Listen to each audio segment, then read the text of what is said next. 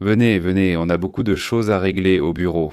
Profitons du Black Friday, tout le monde fait des promotions. Bon, nous ne sommes ni un magasin ni quoi que ce soit du genre, mais nous avons besoin de faire de la place parce que de nouveaux projets arrivent au bureau. Et il y a vraiment beaucoup de matériel que je n'utilise pas, et je pense que ça peut être une très bonne occasion pour certains d'entre vous de trouver une bonne affaire. Vous allez voir du matériel neuf qui n'a pas été utilisé, vous allez voir du matériel d'occasion et vous allez même voir un vélo de très haut de gamme, le haut de gamme. Ça va vraiment me rendre triste de m'en séparer, mais en réalité je ne l'utilise pas. Et les vélos ne mériteront pas de rester immobiles, ils méritent que quelqu'un en profite, alors on va tout mettre en vente. Je commence tout de suite, mais avant, un petit avertissement. Et tout le matériel que vous allez voir dans cette vidéo n'est absolument pas du matériel qui est arrivé déguisé. Il s'agit surtout de matériel que j'ai acheté moi-même pour mon usage personnel, pas offert par des sponsors. Dans la plupart des cas, il a été utilisé, donc c'est du matériel d'occasion. Je vais maintenant vous préciser combien de kilomètres chaque chose a parcouru et combien elle a été utilisée. Et y a-t-il d'autres équipements qui ont été achetés dans l'idée de les monter sur un vélo ou de les utiliser? Et finalement, cela n'a pas été le cas, et par conséquent, il est complètement neuf, emballé et jamais utilisé. Donc voilà, j'espère que vous trouverez quelque chose qui vous plaira. Je vais vous laisser les liens de chacun des produits juste en dessous, au cas où quelqu'un aurait envie d'y jeter un œil et pense que c'est une bonne opportunité. Et s'il y a quelqu'un de la région de Gérone qui veut venir personnellement pour vérifier et voir comment tout est avec ses propres yeux. Cela inspire plus de confiance, donc nous sommes totalement ouverts. Allons-y, commençons. Je pense que c'est pour quelque chose d'assez puissant. C'est l'un de ces matériaux complètement neufs, jamais utilisés. C'est bien. Dans ce cas, il s'agit de cette Fox 32 Stepcast, édition 50e anniversaire entièrement dorée. Comme vous pouvez le voir, elle est dans la boîte, complètement d'origine.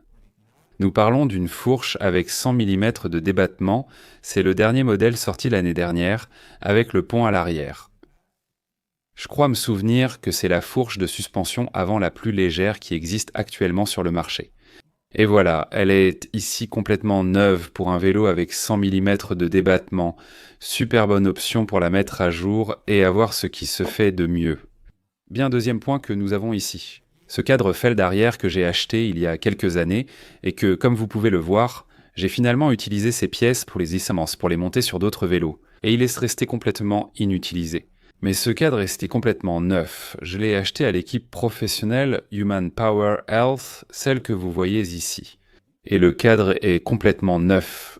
Il ne l'avait pas encore utilisé lors de mon achat, mais les composants étaient déjà usagés. C'est un cadre et une fourche.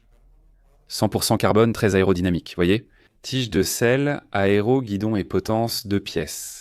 C'est une taille 51, donc une personne entre 1,68 m et 1,76 m peut y aller parfaitement.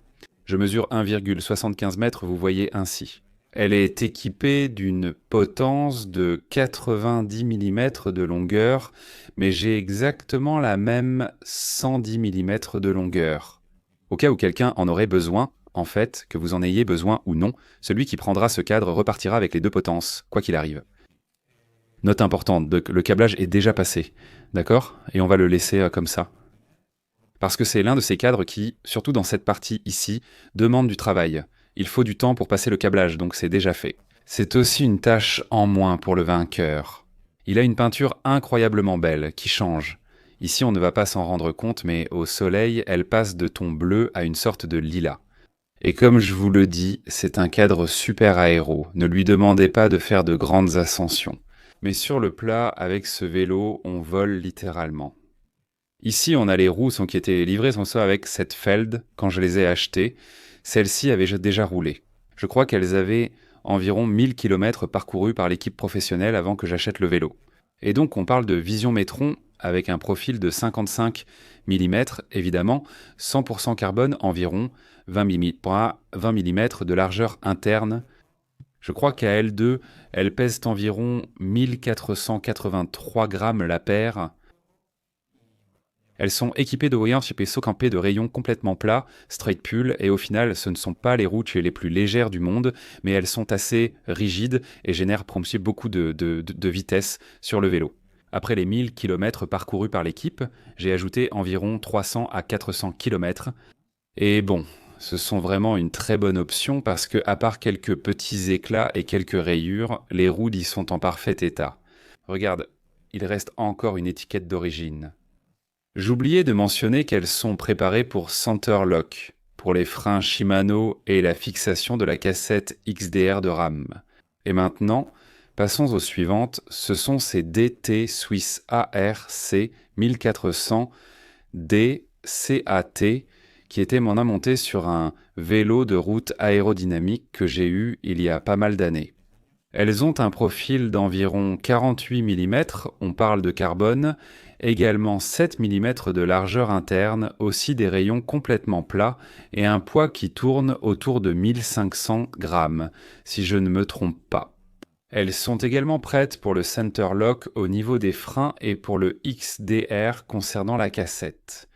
Nous venons de voir deux paires de roues de route avec un profil assez large pour rouler très vite sur l'asphalte et maintenant nous passons au dernier jeu de roues que j'ai à disposition qui serait pour le gravel C13 XCXR bien sûr, également en carbone. Ici on parle d'un profil bas, il n'y a pratiquement pas de profil, ce sont 30 mm, c'est tout le contraire. Ce sont des jantes conçues pour rouler confortablement. Mais attention car elles sont de très haute gamme et leur poids est extrêmement faible. Elles pèsent environ 1200 grammes la paire.